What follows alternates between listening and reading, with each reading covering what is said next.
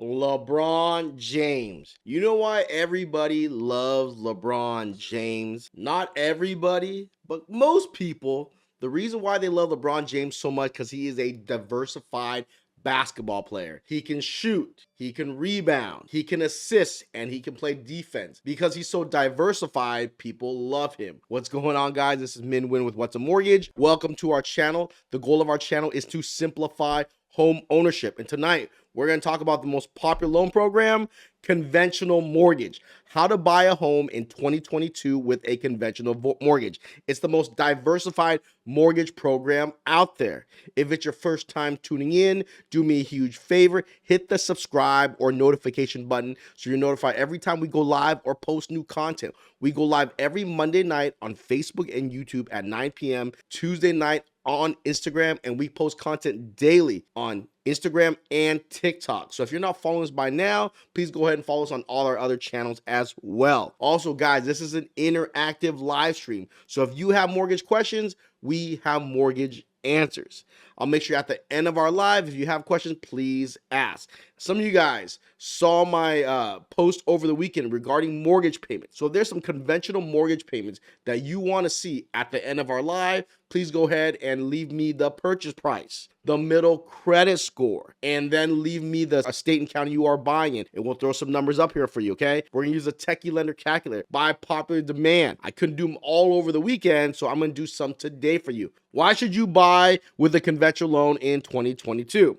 Here's the reason why most people are buying with a conventional loan in 2022. Here are some few reasons people are buying with a conventional loan in 2022. You can go as low as 3% down. So FHA is 3.5% down. Conventional, you can go as low as 3% down as a first-time home buyer. As long as you haven't owned a home in the past 3 years, you can buy with a conventional loan 3% down. With conventional loan, you can buy owner-occupied, second home, and investment property. Also with conventional, it's easier to upgrade. So if you own a home, you bought it over a year ago, it wasn't the right fit, or you decided you're going to turn into a landlord, you can rent out your property and buy your new one with conventional. It's a lot easier than buying with FHA because of the 100-mile rule. Conventional loan doesn't have the 100-mile rule. Also, another reason why people buy with a conventional loan, cheaper and more flexible PMI. So of course, if you have good credit, conventional PMI is a lot cheaper. Also, there's different types of PMI. A lot of you guys talk to lenders that say, well, this lender says there's no monthly PMI, because they do something called lender paid MI.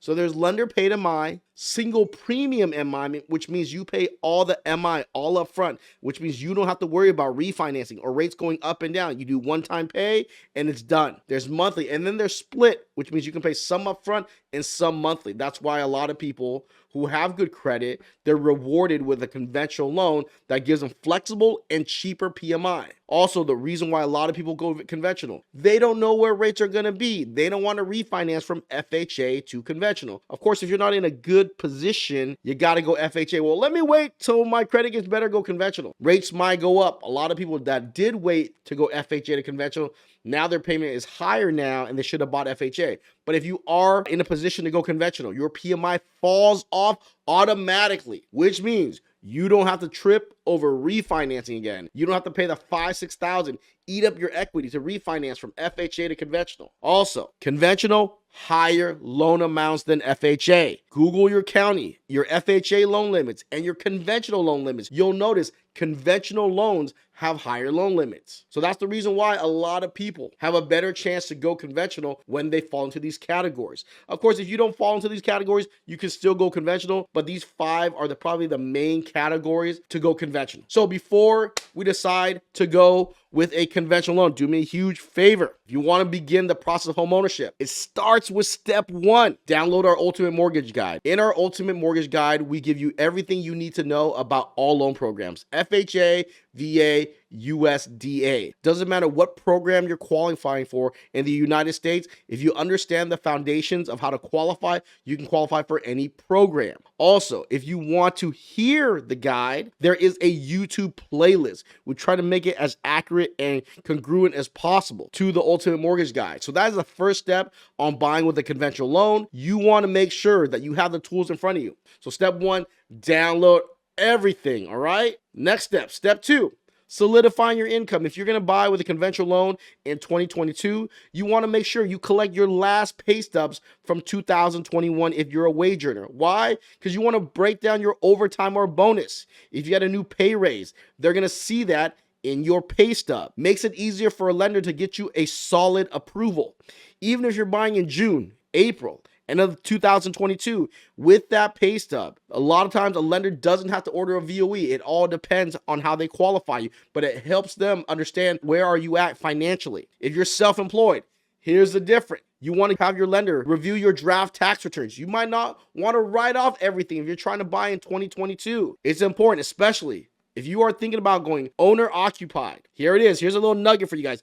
If you are self-employed and you write off everything and you have not filed 2021 yet, if your business has been around 5 years or longer, or you've been self-employed 5 years or longer, that means you don't have to own the same business for 5 years, but you've been self-employed for 5 years, they'll go off of 1-year tax returns. If you have to pay the IRS with a conventional loan, you can set up payments. Remember, grind down the monthly payments on that IRS payment.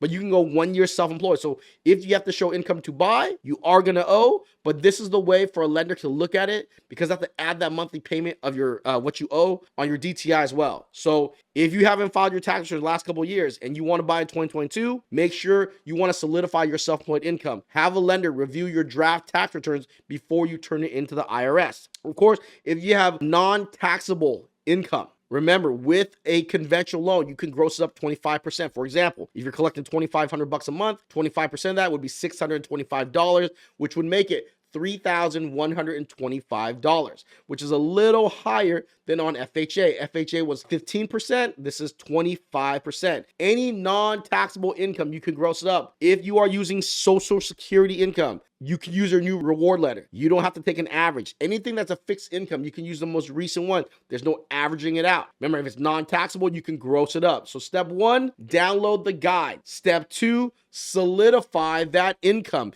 You want to make sure it's easy to buy with a conventional loan in 2022 by solidifying the income. Have the documents ready if you are looking for an accurate pre-approval. You want to know where you stand in case you need to pay down some debt, drop the purchase price, increase the down payment, or add a co-signer. So once you solidify step 2 by gathering your income, you want to validate that credit. If you're not ready to buy, it doesn't matter if a lender runs it or not. You want to make sure you look at the debts. Make sure if you run your own free credit, it's not a hard inquiry, so it does not affect your credit score. A hard inquiry is when a lender runs an official credit score, and that does affect your credit. So once you download the guide, validate your income, next step is validate your credit. You want to run your credit yourself. If you're ready to buy, let a lender run it. If you ran your credit, conventional different than FHA, if you're not sitting on a 700 when you run your own credit, most likely you're going to be under the conventional guidelines once a lender runs it. If you run it yourself, you're above 700, you're solid. When you're in the high 6s, 700s, you might want a lender to run it, so you see where you're at if you want to go conventional. Remember, we want to break apart your credit. You want to separate the balance from the monthly payments. Why is that? You might need to pay off some debt. You want to pay off the biggest monthly payment with the lowest balance to increase your buying power. Remember, for every $350 a month you eliminate, that's $50,000 more home. So once you validate your credit, you check the balance, the monthly payments, you check the score, make sure you're above 700, then you want to add your court order debts. If you're looking on your credit report, you don't see your court order debts. What are court order debts? Child support, alimony. If you lost a lawsuit and none of that's on your credit, you want to add that monthly payment. Same thing with government order debt. If you owe money to the IRS, you want to make sure you add those monthly payments if it's not on your credit report. The lender will find it. But here's the trick. If you owe money to the IRS and you've been making your payments on time, you didn't let it go delinquent, those payments will not show up. But if you let your IRS payments go delinquent, now it's on your credit, the lender will see it. Or if it gets garnished for your pay stubs, the lender will see it and have to add that to your DTI. So once you tally up the monthly liabilities, now you're painting a better picture for a lender to see, can you go conventional? Is your DTI too high? If your DTI is too high, you might have to go FHA. Not saying that's a bad thing, but you might have to go FHA. I see a lot of people, they think everything is solid. They don't let a lender review everything. They don't prepare everything up front. And now they have to go FHA or they have to pay down debt. And now that house they want to buy, they lost an opportunity because They're chasing that conventional loan because of the flexibility it gives you, but now you can't. So you want to make sure you download the guide, you validate the income, and you validate the debts. Make sure you don't include utility bills, cell phone bills, credit cards. You know what's crazy to me? And I understand why I'm getting roasted right now because I put some payments online. Well, there's no way someone can afford that because they can't live. Yes, I do agree. Banks, they have not got to this yet. You know, in DTI, it doesn't include gas. And you know what shot up over 50%? Gas. So yes, with gas going up, you might not want to teeter at the max DTI. Even though it's not included, I would think about it. So once you validate that information on your credit, next part of your credit, you want to validate the public records. If you want to go conventional, you want to make sure 4 years after chapter 7 or 11, 2 years after chapter 13, 4 years after a short sale, 7 years after a foreclosure, and 2 years after being repossessed, if you had something repoed. So if you fall under the categories, you might have to go FHA. So that's why I do challenge you to validate your credit yourself. Remember, it's not a hard inquiry. You want to see your balance, you want to see the monthly payments on it, and you want to see your public records. You want to make sure that you don't fall under these categories. Like you had a BK, you don't know exactly when it got discharged. You want to check your own credit. Okay. Also, another important thing about checking your credit, you want to see what debt you can omit. Conventional, a lot more flexible than FHA. With student loans, if there's a monthly payment, whatever the monthly payment is when they run your credit, that payment is added to your DTI. If you're paying no payments and you're in forbearance or deferment, you take the balance times it by 0.5%. For example, if you owe $30,000 in student loan, it's $150 a month. You owe $60,000 in student loans, it's $300 a month. If you owe $100,000 in student loan, that's $500 a month they add to your DTI. Remember, every $350 a month is about $50,000 more home. Next one. If you have a student loan and it's in income-based repayment, when they run credit, whatever the payment is on your credit report, they add that to your DTI. But check this out. If your student loan income-based repayment is 0, they add 0 to your DTI. So if you have student loans and an income-based repayment says 0, there's nothing to add. You don't have to times by 0.5%. How amazing is that on a conventional loan? FHA, that law just passed, but on conventional, it's been around. But here's where it gets good. So if you have a car payment, not a car lease, a car purchase with less than 10 payments left, or any installment debt, which means there's an end date to it. If there's less than 10 payments left on a conventional, you can omit the payment. With FHA, it has to be less than 10 months and the payment has to be less than 5% of your gross income. With conventional, it doesn't matter as long as it's not a car lease. It still has to be an installment debt. Tax liens, a lot better than FHA. FHA, you have to show 3 payments.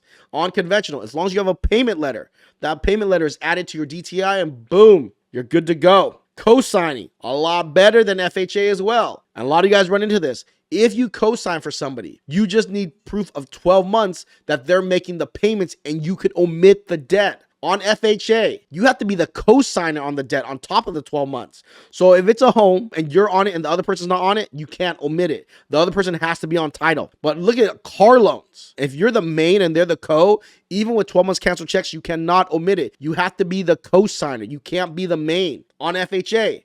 But on conventional, you just need proof of 12 months and you can omit the payment. See where you get that flexibility with conventional? Why so many people go conventional. If you have good credit, you are rewarded with more flexibility. So once you figure out the credit, you downloaded the guide, you validated the income, you validated the credit, you looked at all the balances, you looked at the public records, you find out what debts you can omit to give you more buying power. The next step is the DTI cheat sheet. You want to make sure you put it all together. You want to budget your DTI. If you're a wage earner, a 2-year average of your overtime or bonus or commission. If you have a base, you can take the newest base, just average that out. If you are self-employed, there's a little typo on here. It's my fault. 1-year tax returns, not a 2-year average. You can go for 1-year tax returns if you're self-employed. Take your income, times it by 45%. A lot of you guys think that's aggressive. If you think that's aggressive, times it by 40%. Here's an example. If you make $10,000 a month, times it by 45%, that's $4,500. Let's say you have $1,500 a month in bills.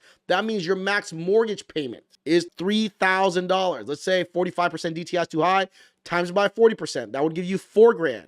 If you have $1,500 in debt, then of course you would qualify for up to $2,500. If you're not happy with a $2,500 mortgage payment, that's where you start paying down debt. That's why it's important that you run the credit and you separate the debts from the balance, because what can you eliminate to get that monthly payment up. Once you have all that figured out, here's your DTI cheat sheet one more time for those of you who think 45% is too aggressive. There's even 50%. Conventional loan, they reward good credit. They let you go up to 50% DTI on the household debt and the complete debt. FHA is 45 over 55. Conventional, it's 50 over 50, but I wouldn't take it to the limit unless you plan on eating top ramen and you don't want to eat filet mignon, right? Or impossible meat for some of you guys out there who don't eat meat. Don't be aggressive on your household debt. I did a little breakdown. If your income is in that area, you can kind of eyeball it, or like I said, take your gross, your 2-year average on W-2, set for your salary, and then a 1-year self-employed, if you've been self-employed for over 5 years, times about either 40, 43, 45, or 50. Those are the average DTI out there.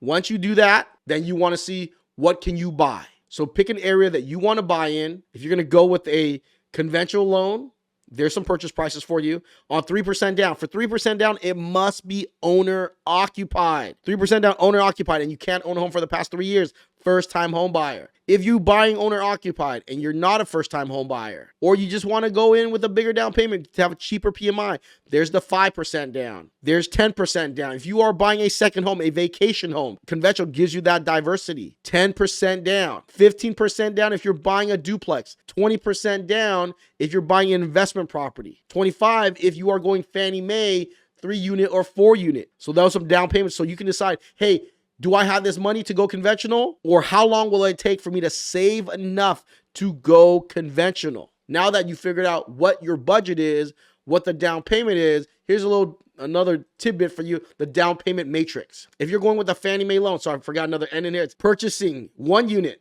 97 or 95% loan to value. 2 unit, 15% down. This is owner occupied. 3 to 4 unit, 25% down on Fannie Mae. It's for your principal property.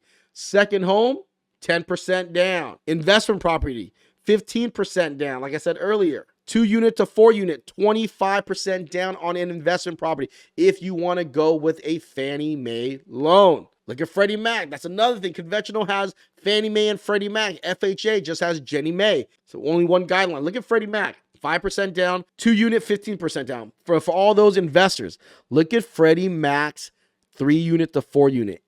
20% down. When Fannie Mae is 25% down, that saves you 5% right there. Second home the same, 1 unit investments the same, 2 to 4 unit the same for investment, but owner occupied 20% down. When you're going Fannie Mae, you're doing 25% down for 3 unit or 4 unit. Saves you 5% right there. Gives you a lot more flexibility. So now that we know how much you need to save, how much you need to put down, the next step is make sure your money's right. If you are drawing from your retirement on conventional, it's pretty black and white. If you're drawing from a retirement that's been pre-taxed compared to post-tax, if it hasn't been taxed, you can draw as a loan or hardship. If it's already been taxed, like in a Roth IRA, after 5 years, you can draw the principal out, whatever you've put into it. If you're getting money as a gift, conventional, a lot different than FHA. You can wire the money directly to escrow, and they're not going to ask for the donor bank statement. There we go again with that flexibility. With FHA, even though the donor wires it, you got to prove that the donor has the ability to gift. You don't have to do that in conventional. Conventional also has a one-time non-payroll deposit. You don't have to source. As long as that deposit is 50% of your gross income. So if you make $5,000 a month, you're allowed one deposit for $2,500 that you don't have to source. This is a Fannie Freddie Direct. So if your lender sells this loan to an investor, they might have that overlay, which a lot of them do. But if they sell to Fannie and Freddie Direct, you're allowed a one-time random deposit for 50% of your gross income in the last 2 months of your bank statement. Now, if you're sourcing equity, remember, cash out. If you cash out on a home to go conventional again, you got to wait 12 months. It says so in the guidelines. HELOC, you get a home equity line of credit to go conventional. You can.